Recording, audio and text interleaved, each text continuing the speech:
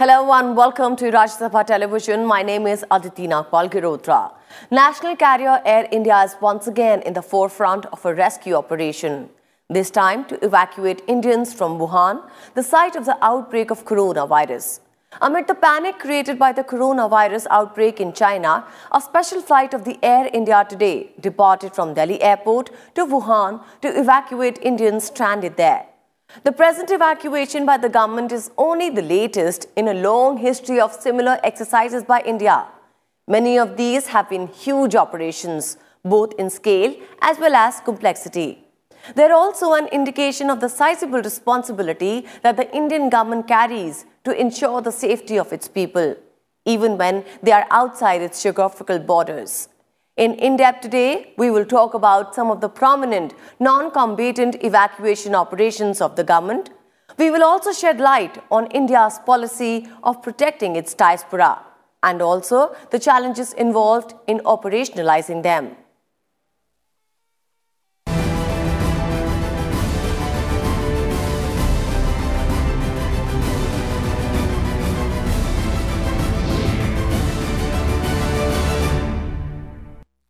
The Indian government has embarked on a mission to rescue the Indian nationals living in China's Wuhan and nearby areas from the outbreak of coronavirus. The government has roped in national carrier Air India to carry out the evacuation. Screening and quarantine facilities have been set up to provide proper health facilities to the evacuees and to prevent any spread of the virus in the country.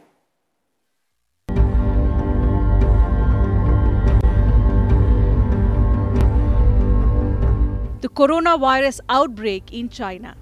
Over 200 dead, nearly 10,000 cases reported in China itself. Declared a global health emergency by the World Health Organization after the virus spread to at least 17 other countries. India too has recorded its first case of coronavirus, a student from Kerala who recently returned from Wuhan. Springing into action, India is taking measures to evacuate its citizens from the epicenter of the epidemic in China, Wuhan in Hubei province. Air India has once again come to the rescue. The national carrier's 423-seater Boeing 747 aircraft has been roped in to bring back over 600 Indian nationals from Wuhan to Delhi. The aircraft, with 16 crew members, has 5 doctors and 1 paramedical staff on board, along with special medical kits and masks. A second special flight will be sent on Saturday to bring back the remaining Indian nationals from other parts of Hubei. Only those passengers who do not show symptoms of the infection are to be brought back. In the flight, no services are to be provided to the evacuees to avoid any contact between the crew and the passengers. आज Wuhan से Indians को evacuate करने की तैयारी है। हम लोग एक बोइंग 747 जंबो को भेज रहे हैं, जिसमें करीब 400 इंडियंस को वहाँ से इवैक्यूएट किया जाएगा। जहाज में जो जितनी टीम है, उस टीम को हमारे डायरेक्टर ऑपरेशंस अमिताभ लीड कर रहे हैं। कमर्शियल के स्टाफ भी हैं, ग्राउंड हैंडलिंग के स्टाफ भी हैं, नॉर्मल ऑपरेशंस के लोग तो हैं ही, पायलट्स हैं, केबिन क्रू हैं, इंजीनियर्स हैं, ये सब तो हैं, डॉक्टर्स भी हैं। तो सब यहाँ आएंगे और उसके बाद पैसेंजर्स का जो इंतज़ाम करना है वो MEA और मिनिस्ट्री ऑफ हेल्थ के द्वारा किया जाएगा और हमारी टीम लौट के आएगी। Upon arrival in Delhi, the screening of Indian nationals from Wuhan will be conducted by a joint team of Armed Forces Medical Services and the Airport Health Authority. The Indian Army has set up a quarantine facility in Manesar near Delhi to keep around 300 Indian nationals being brought back from China. They will be monitored for a duration of 2 weeks by a qualified team of doctors and staff members. Anyone with signs of infection will be shifted to the base hospital at Delhi Cant. Meanwhile, the Indo-Tibetan Border Police has also set up a 600-bedded facility in Delhi to quarantine and provide basic medical care to those affected by coronavirus. President Xi Jinping himself has declared an emergency as far as this coronavirus is concerned. Now, their problem is how do you isolate those people, because there are a very large number of foreigners living there. How do you isolate all of them separately? How do you put them onto an aircraft separately? How do you get them out?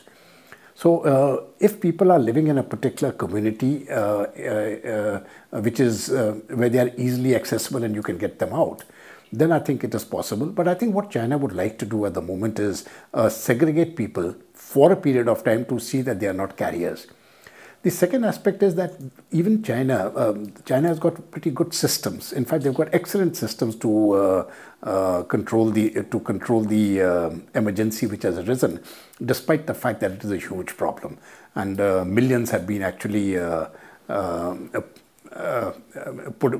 blockaded, so to say, that they cannot move out of their towns. The move to evacuate Indian nationals from China's Hubei province comes a day after the Indian government reached out to Indian nationals living in China's Hubei province and approached the Chinese authorities about evacuating them. For China, it is also a question of image, that if you allow mass evacuation to take place, then it creates a sense of panic within the country itself. Now, if we want to avoid, or the Chinese want to avoid a sense of panic, because these situations are best dealt with if people remain calm. And if everybody starts running at the same point of time or panicking, then the chances of the spread will be much more instead of much less.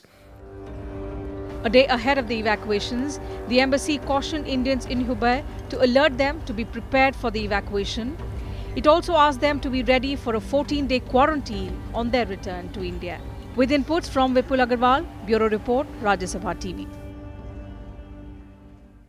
Indian diaspora has emerged as a powerful entity since they are recognized as soft power in the realm of foreign policy strategy.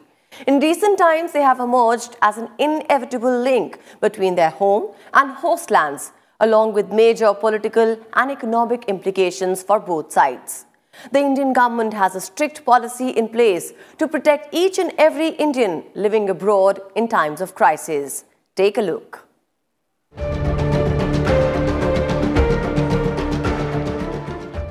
For the Indian government, its diaspora encompasses a group of people who can either trace their origins to India or who are Indian citizens living abroad either temporarily or permanently. Indian diaspora include non-resident Indians, persons of Indian origin and overseas citizens of India. As per the latest data, the Indian diaspora comprises approximately 31 million people spread across 146 countries in the world. Out of this, the United States, Saudi Arabia, UAE, Malaysia, Myanmar, UK, Sri Lanka, South Africa and Canada host an Indian diasporic population of at least 1 million each. When crisis erupts abroad, India is often the first on the ground to protect the lives and assets of its nationals. By mobilizing its consular officers, India has also provided safe evacuation to citizens from other countries. The Ministry of External Affairs, Air India, Navy and the Air Force have emerged as first responders, coming to the rescue of thousands of foreign nationals in distress. Indian missions and posts abroad have detailed crisis management plans in place for dealing with emergency situations.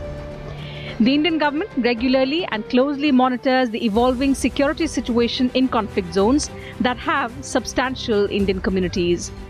The government also keeps a close watch on developments in conflict zones, issues advisories whenever required, and engages the authorities in these countries to enable the safe evacuation of Indian nationals.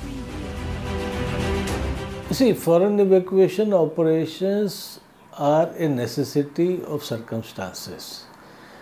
So there are no standard guidelines. You know, it's a human distress, and when the people of a particular country or region or even of other countries are suddenly stranded for various reasons. It could be natural calamity, it could be war, it could be famine, it could be various other factors. In that situation, either the host country or the country under the advice of UN or friendly countries, they decide to do the evacuation. The government has made extensive efforts to enable the evacuation of Indian nationals from war-affected countries. In 2015, the Indian government launched Operation Rahat to evacuate Indian citizens along with other foreign nationals when war broke out in Yemen, which echoed steps taken to airlift the diaspora community from Kuwait in 1990. आप कल्पना कर सकते हो कि Yemen में 24 घंटे bombarding चलता हो,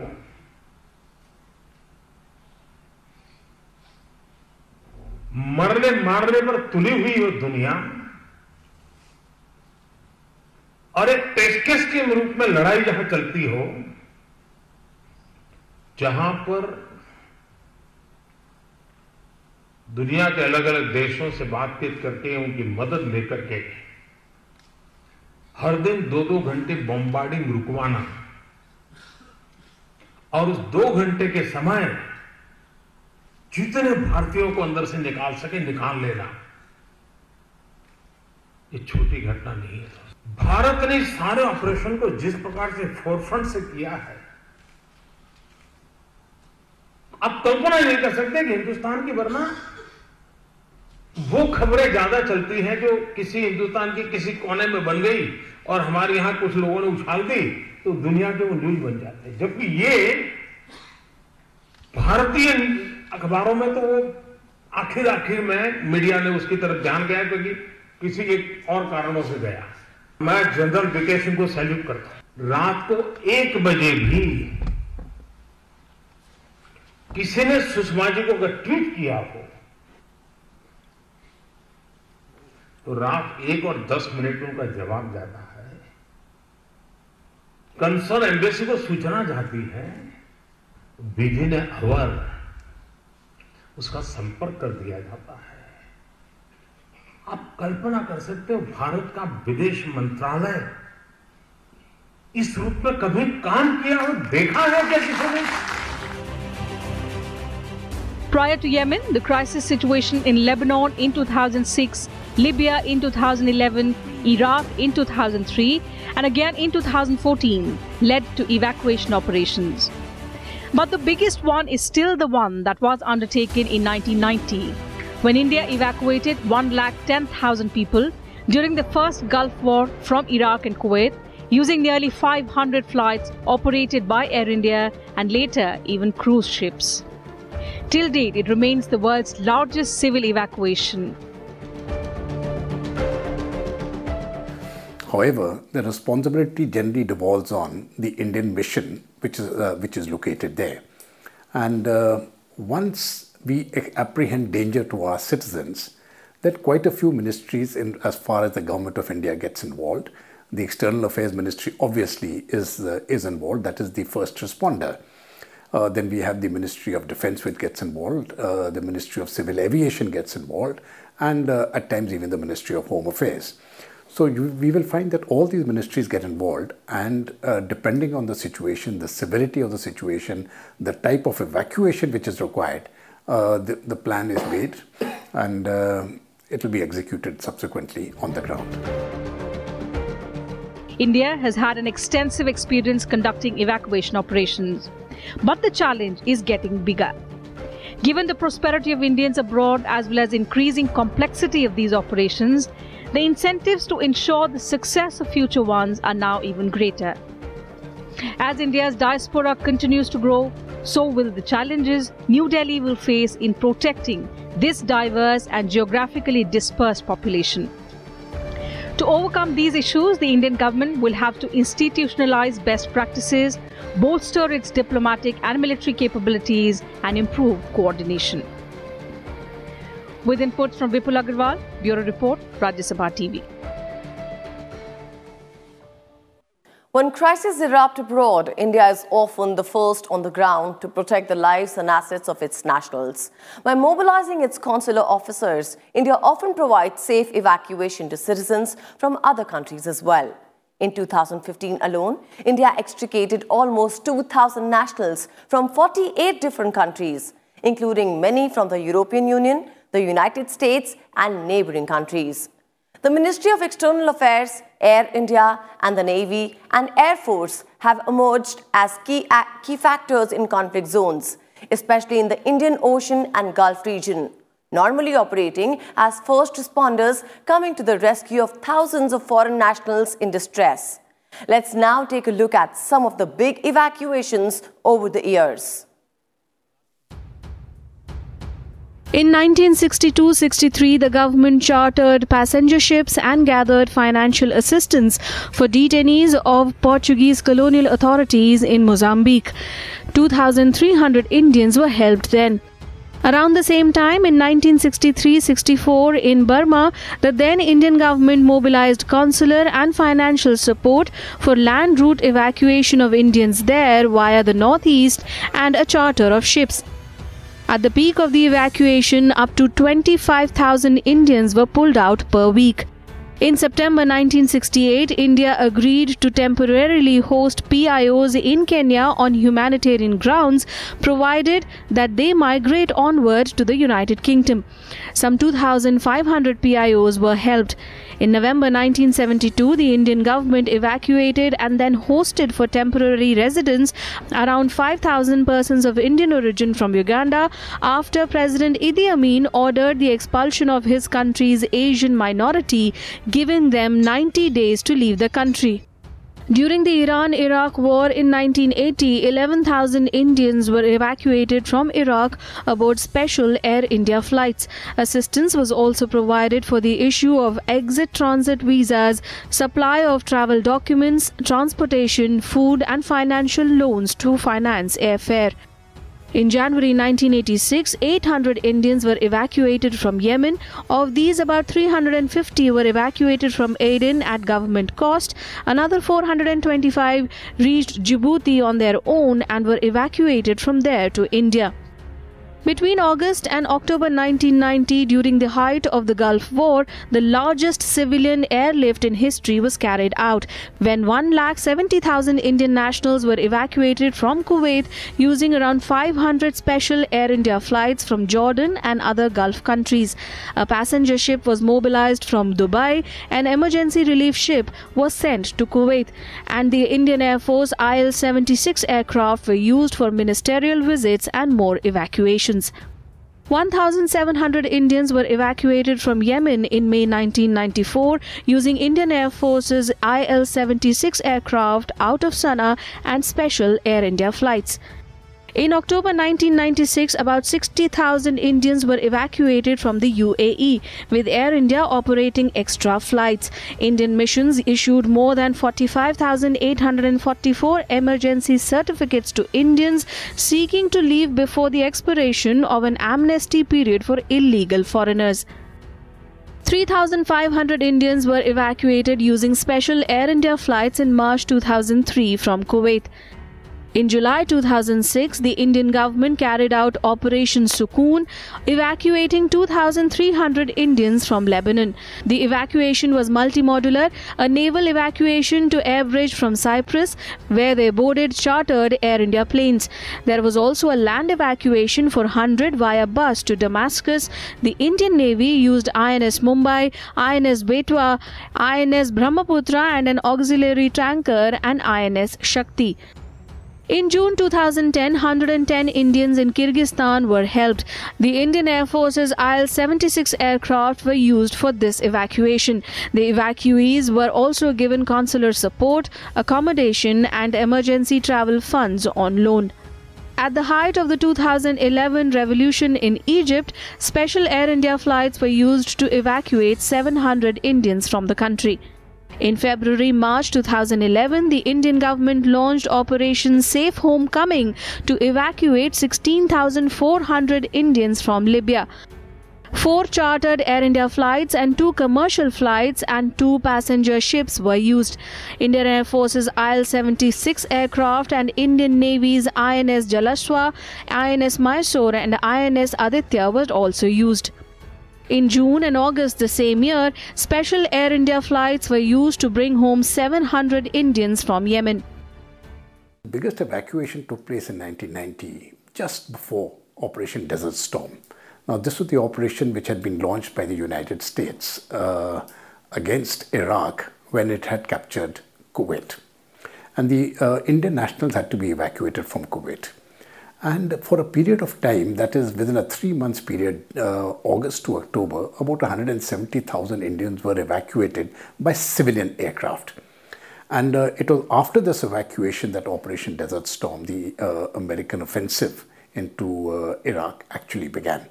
So I think this till date has been the biggest evacuation which has been recorded. It has also entered the Guinness Book of Records as the biggest civilian evacuation by civilian aircraft. But in more recent times, I think there are two important evacuations which have taken place. One was the evacuation in Yemen.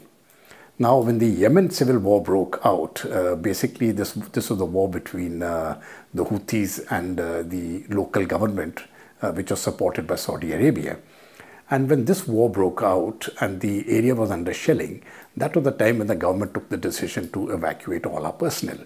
And the then Minister of State for External Affairs, General V.K. Singh, actually played a major role by landing there himself personally. The government of India played a very major role again in this particular operation, because it took right to the level of the Prime Minister to speak to the Saudi prince to cease their firing for a small duration of time. So while the Saudis were not prepared to let go of the operations, they gave a 2-hour window every day. They said, okay, for this duration of time, we will not carry out any firing. And the Indians used that window to evacuate more than 4,500 of its citizens. Another important operation was an evacuation by sea in Operation Sukoon. So these have been very, very difficult operations which have been carried out by India in recent times. But all of them have been very successfully carried out. The Modi government has also undertaken several evacuation operations since coming to power. 153 Indians and 2 citizens of Nepal were rescued from South Sudan under Operation Sankat Mochan in July 2016. 6,700 persons, including 1,947 foreigners, were rescued from Yemen under Operation Rahat in March and April of 2015. A group of 39 Indian workers were reportedly kidnapped by ISIS terrorists during June 2014 from Mosul in Iraq. Their mortal remains were later found buried in the areas recaptured by the government of Iraq during late 2017. The mortal remains were brought back in April 2018 and handed over to the families. In 2014, over 7,000 Indian nationals were provided assistance for travelling back to India from Iraq. They were given assistance including air tickets to about 6,195 workers. 3,776 Indians were evacuated from Libya by providing them assistance between 2014 and 2017. 1,082 Indian medical students were evacuated from Luhansk and Donetsk regions of eastern Ukraine in 2014 and repatriated to India. This was at the time of what is now known as the Ukraine Revolution. Bureau Report, Rajya Sabha TV. The global village, as it shrinks in terms of distances and people-to-people contacts, is also becoming an uncertain place.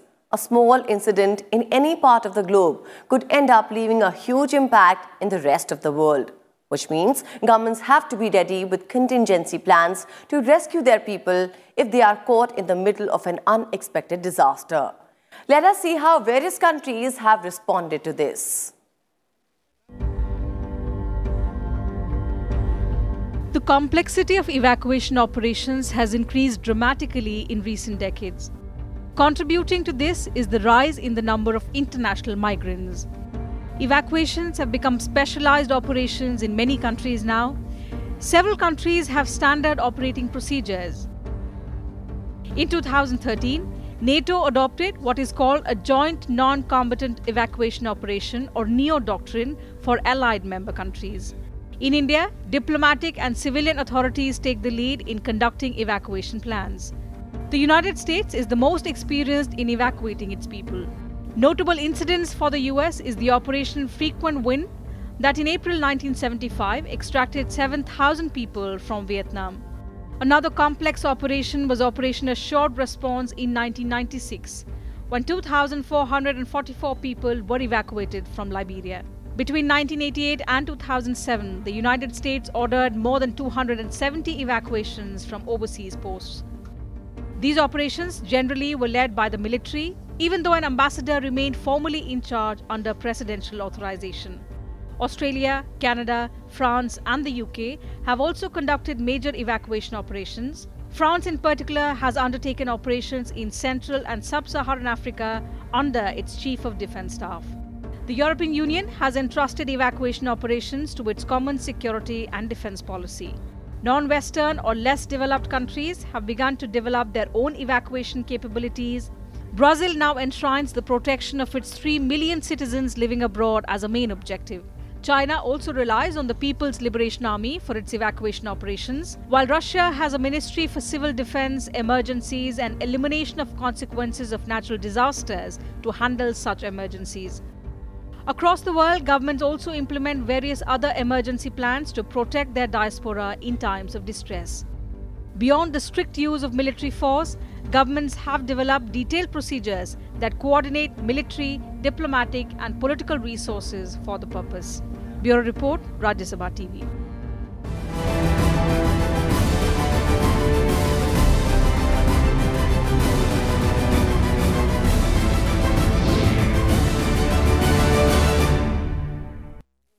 So that is all we have on the show today. Thanks a lot for watching.